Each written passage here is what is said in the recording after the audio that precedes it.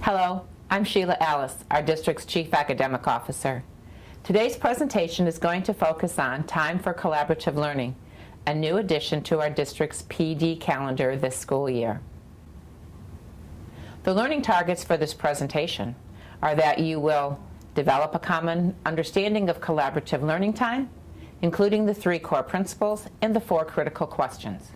Become knowledgeable about the structure of collaborative learning time and the resources needed to implement. Become familiar with the role of the teacher and the administrator in collaborative learning. As you know, every year districts are required by the Michigan Department of Education to provide at least 30 hours of professional development to certified staff members. Each year, our district creates a PD calendar that reflects these 30 hours. This school year, our professional learning will look a little bit different. We will continue to have district-sponsored PD time and school-based professional development time. In addition, the district's PD calendar will also include time for teacher collaborative learning, where teachers have designated time to work together to impact classroom practices in ways that lead to increased student learning. The addition of collaborative learning is occurring for several reasons.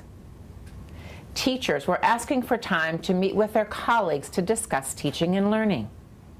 The report from Advanced Ed's accreditation visit in 2014 included a required action that read, develop and incorporate a research-based collaborative professional learning model that will serve to assess individual student growth, inform curricular modifications, evaluate group results on formative and summative assessments, and identify successful instructional practices and strategies.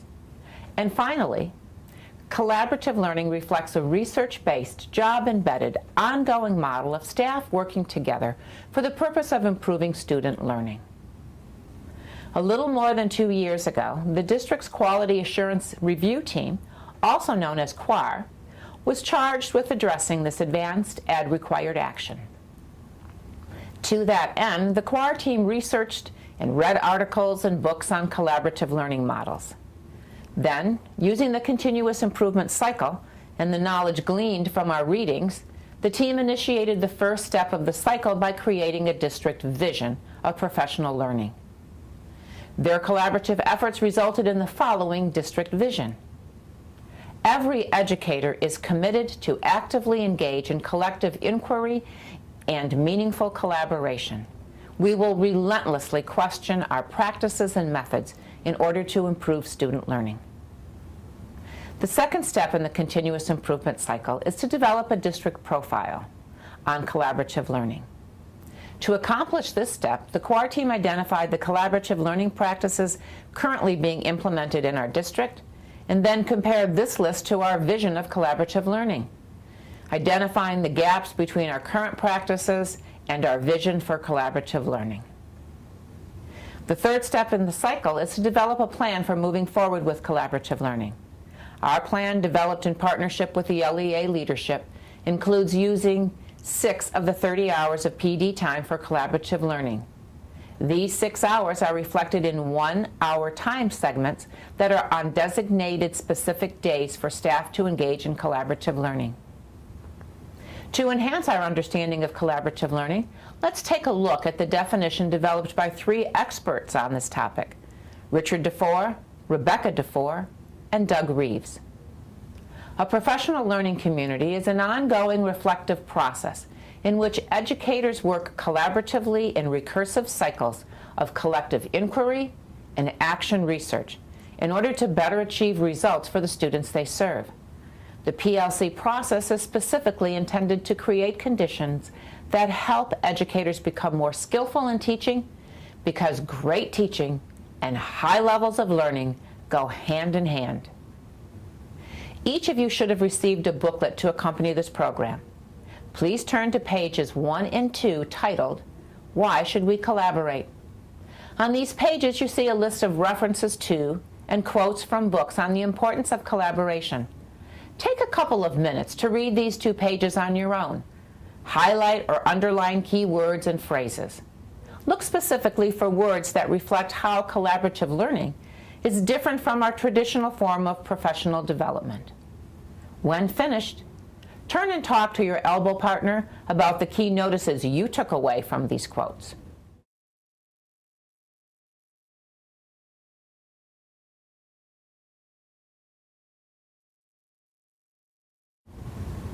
A professional learning community has three core principles at its heart. They are a focus on learning, build a culture of collaboration, and create a results orientation. Let's take a look at each of these individually, beginning with a focus on learning. The fundamental purpose of school is to ensure high levels of learning for all students. This focus on learning translates into four critical questions that drive the daily work of schools, as we can see on page 3 of your booklet. During collaborative learning time, educators demonstrate their commitment to helping all students learn by working collaboratively to address these four critical questions. And each of these four questions are reflected in our district's recently adopted 5 Dimensions of Teaching and Learning evaluation tool. Question number 1, what is it we want our students to learn? This question is answered by unpacking curriculum standards to determine the knowledge, skills, and dispositions each student will learn as a result of instruction. Let's look at how this question is reflected in the 5 Dimensions of Teaching and Learning evaluation tool. We see that this question referenced specifically in 2 dimensions, purpose and professional collaboration and communication. Specifically in indicator P1, lessons are based on daily learning targets. P2, lessons are linked to previous and future lessons. P3, students' performance tasks are connected to the learning target. And PCC1, teacher collaborates and engages in inquiry with peers and administrators. As teachers unpack the curriculum standards, they also identify the learning targets each student will learn as a result of their teaching, how the learning targets are linked, and how best to connect student tasks to the learning targets. Now, let's look at critical question number 2. How will we know when students have learned it? This question is answered by determining how each student's learning will be monitored. It could be through quick checks for understanding, formative assessments, common assessments, and summative assessments. Question number 2 is reflected in the assessment for student learning dimension and in the professional collaboration and communication dimension of the 5D evaluation tool.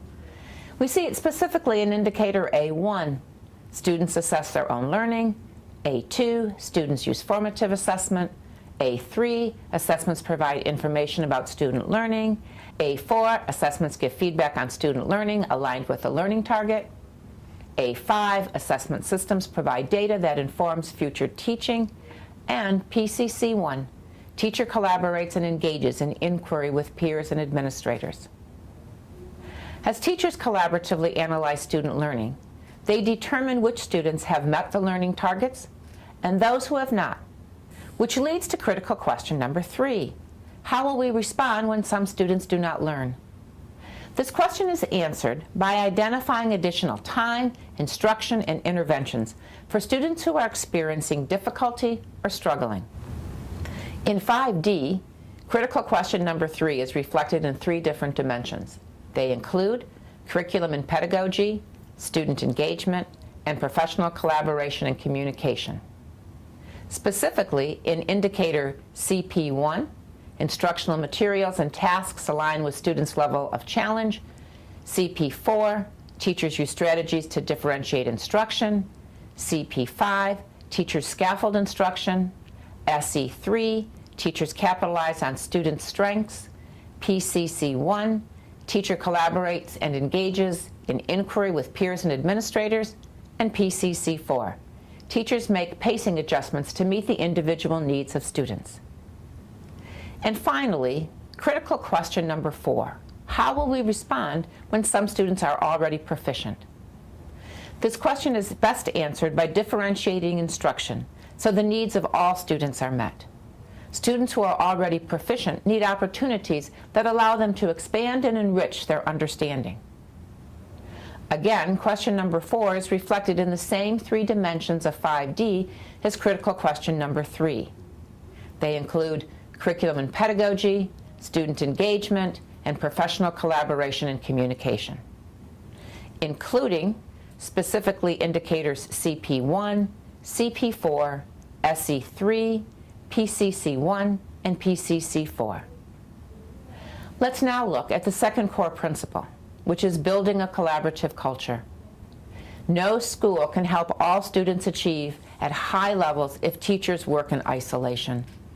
Schools improve when teachers are given the time and the support to work together to clarify essential student learning, develop common assessments for learning, analyzing evidence of student learning, and use that evidence to learn from one another. As schools develop a collaborative culture, the work of teachers begins to shift.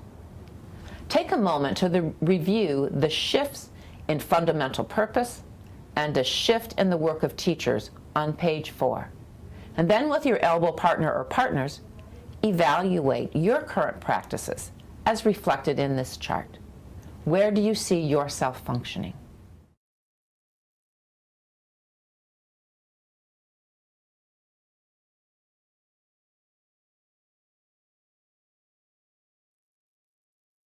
And finally, the third core principle is that educators must create a results orientation in order to know if students are learning and to respond appropriately to their needs. This core principle requires attention to each school's school improvement goals.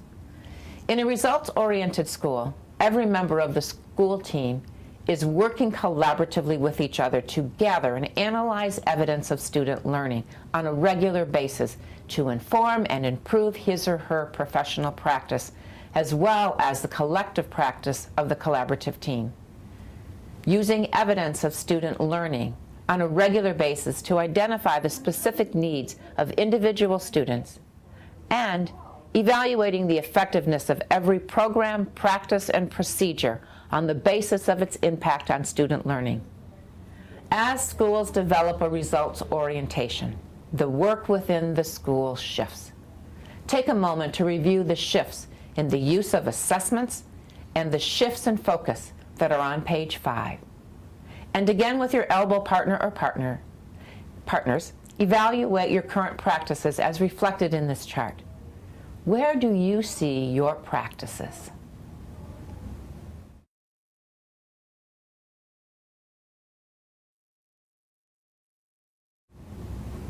In LPS, we are moving forward with PLCs, but have chosen to call it collaborative learning time, in order to differentiate it from previous PLC models that began at a few schools in past years, but didn't continue for a variety of reasons.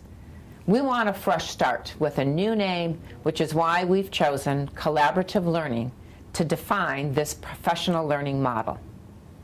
Now that we have a shared understanding and some background about collaborative learning, let's move on to the structure of collaborative learning teams. Structure includes organizing staff into meaningful teams focused on learning and allocating resources. In order to engage in collaborative learning, staff will be expected to work in teams. Collaborative learning teams, as defined by Rick and Rebecca DeFore, Bob Baker, and Thomas Manny, is this: a group of people working interdependently to achieve a common goal for which members are held mutually accountable. Collaborative teams are the fundamental building blocks of PLCs. If the collaborative team is the fundamental building block that drives the cycle of continuous improvement, then organizing staff into meaningful teams is critical. There are a variety of team structures: grade level teams, same course teams, vertical teams, electronic teams, interdisciplinary teams, district teams, and logical links teams. Although there is no one right way to structure teams, researchers have consistently found that the structure that has the greatest positive impact on student achievement is the one in which members teach the same content, such as 4th grade teachers working together on math, or middle school ELA teachers teaching 7th grade ELA. The bottom line is this: an effective team structure will enable each team member to contribute to the collective inquiry of the 4 critical questions and the shared goal of improving student learning. The essential question principals must consider when establishing teams is this: do the staff on each team have a shared responsibility for investigating and responding to the 4 critical questions in ways that enhance their students' learning?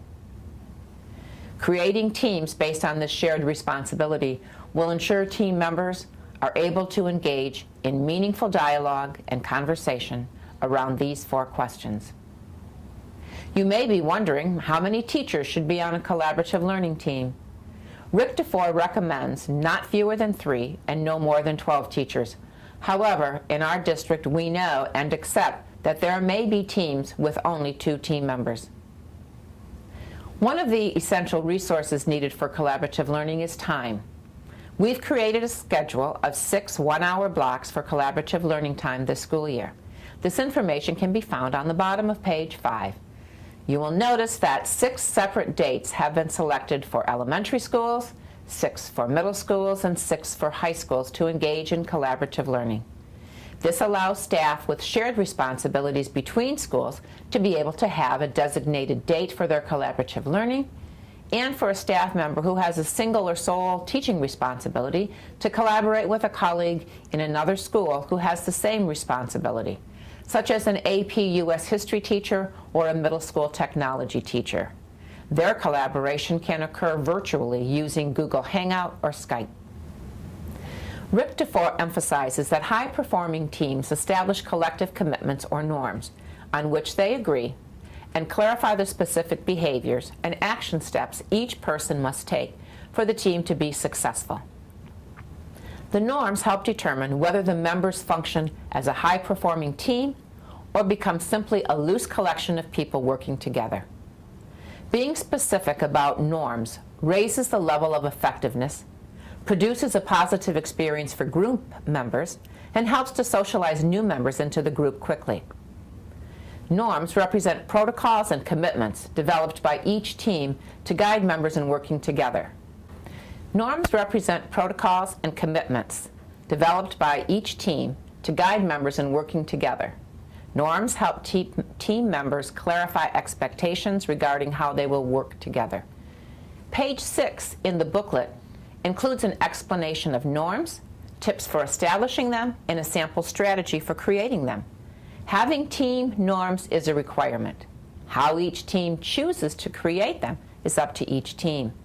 The information on page 6 is intended as a suggestion to guide collaborative teams in the development of their team norms. Once the team establishes its norms, it's now time to begin the process of collaboration. You may be asking, where do teams begin? What will we be doing during collaborative learning time, and what should we bring to the collaborative learning sessions? Well, for the first year, the district's core team is recommending that collaborative learning teams begin with critical question number 1. What is it that we want our students to learn? Each team decides on the portion of the curriculum that the team members are all going to teach. This is similar to creating a pacing guide. Once the curriculum unit and lessons have been selected, teams unpack or break down their curriculum standards into meaningful and manageable chunks, and then they create learning targets for each of the lessons. They also identify resources available to support teaching the learning targets, and they share research-based instructional strategies for teaching these learning targets to the students. Teams use the weeks between the 2 collaborative learning times to teach these lessons. Then, when the team reconvenes, they continue this process using the next curriculum unit and lessons. The Michigan Department of Education requires districts to provide staff with a means to log their annual 30 hours of professional development and to have agendas for those 30 hours. These 2 requirements, a PD log and a PD agenda for all 30 hours, fulfill documentation required for recertification purposes. To assist in this documentation process, we've created 2 new tools we will use this school year. First, the district will provide a professional development log. Hard copies of the log, along with an explanation on how to use it, will be provided later this month. Second, a collaborative team meeting template will be provided electronically as a Google Doc for each collaborative team to use to fulfill the state's requirement to have an agenda for each hour of professional development. A sample of a blank collaborative team meeting template is included in the booklet on page 7, and a sample of the completed template is on pages 8 and 9. Also included in the booklet on page 10 are helpful tips for collaborative teams to use this year. These details provide steps for teams to follow for the first collaborative team meeting and as well as for subsequent team meetings throughout the remainder of the school year.